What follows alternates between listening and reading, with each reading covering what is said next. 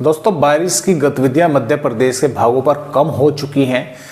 कई इलाकों पर उमस भरा मौसम है, लेकिन कई भागों पर बादल भी दिखाई दे रहे हैं। जो फिर से बारिश की गतिविधियां मध्य प्रदेश के भागों पर बढ़ेंगी, वे फिर से 15 जुलाई से बढ़ने की संभावना है, क्योंकि 13-14 जुलाई के आसपास बंगाल की खाड़ी पर एक नया सिस्टम बनने की संभावनाएं है, और जिसकी वजह से पूर्वी मध्य प्रदेश के भागों पर बारिश की गतिविधियां बढ़ने के आसार हैं। और मैं आपको यहाँ पर जो है दिखलाना भी चाहूँगा कि फिलहाल जो मध्य प्रदेश के भाग हैं उन पर किस तरह से बारिश की गतिविधियाँ हुई है पिछले 24 घंटों के दौरान। तो ज़्यादातर भागों पर नहीं हुई हैं, बस उत्तरी और उत्तरी पूर्वी मध्य प्रदेश के भागों पर हुई है। रामपुर पर 63 मिलीमीटर हुई है, अटेर पर 54 मिलीमीटर हुई है, रीवा शहर पर 44, भिंड पर 43 और रामपुर बाधेलान पर 42.2 और रायपुरा पर 33.2, गढ़ पर 32 और चुरहट पर 30 मिलीमीटर और सिहोरा पर 25 और हट्टा पर 24.4। तो ये बारिश की गतिविधियां हुई हैं पिछले 24 घंटों के दौरान मध्य प्रदेश के भागों पर। आइए अब देखते हैं, क्योंकि देखिए मौसमी सिस्टम अभी कोई मध्य प्रदेश के आसपास तो है, जो है दिख नहीं रहा है, और यहाँ पर जो है बारिश की गतिविधियां है मॉइस्चर आने की वजह से हो रही है।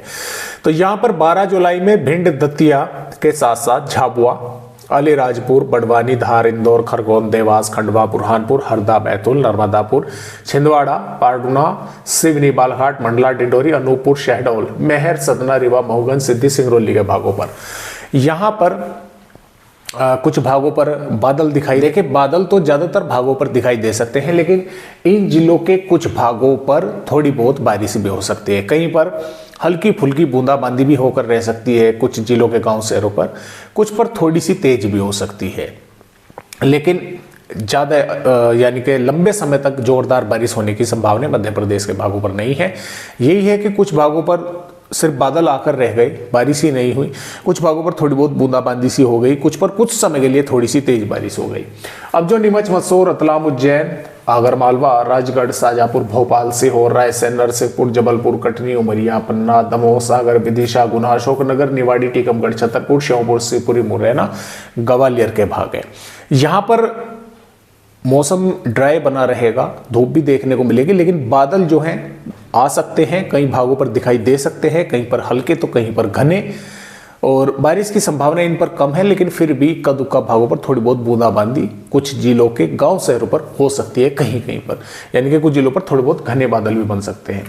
जो थोड़ी तेज हवाएं चलना या मेघ गर्जना की चेतावनी है वो भी झाबुआ, अलीराजपुर, धार, बड़वानी, इंदौर, खरगोन, देवास, खंडवा, बुरहानपुर, हरदा, नर्मदापुर, बैतूल, छिंदवाड़ा, पारडूना, सिवनी, बालाघाट, मंडला, डिंडोरी, अनूपपुर, सतना, रीवा, मऊगन, सिद्धि, सिंगरौली और भिंड, दतिया के भागों पर है। तो इस तरह से 12 जुलाई में मध्य प्रदेश का मौसम है। 13 जुलाई में भी लगभग इसी तरह से है कि कुछ भागों पर थोड़ी बहुत बूंदाबांदी हो सकती है, इक्का दुक्का भागों पर कुछ समय के लिए तेज बारिश हो सकती है, और उमस भरा मौसम वो काफ़ी परेशान करने वाला है कई भागों पर, चाहे 12 जुलाई हो चाहे 13 जुलाई हो।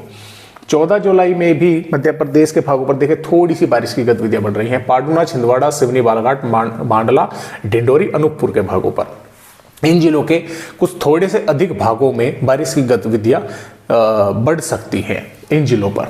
और 15 जुलाई से जैसे कि आप देख पा रहे हैं, रीवा, मऊगन, सिद्धि, सिंगरौली, शहडोल, अनूपपुर, डिंडोरी, इन जिलों पर बारिश की गतिविधियां बढ़ सकती हैं अनेकों स्थानों पर।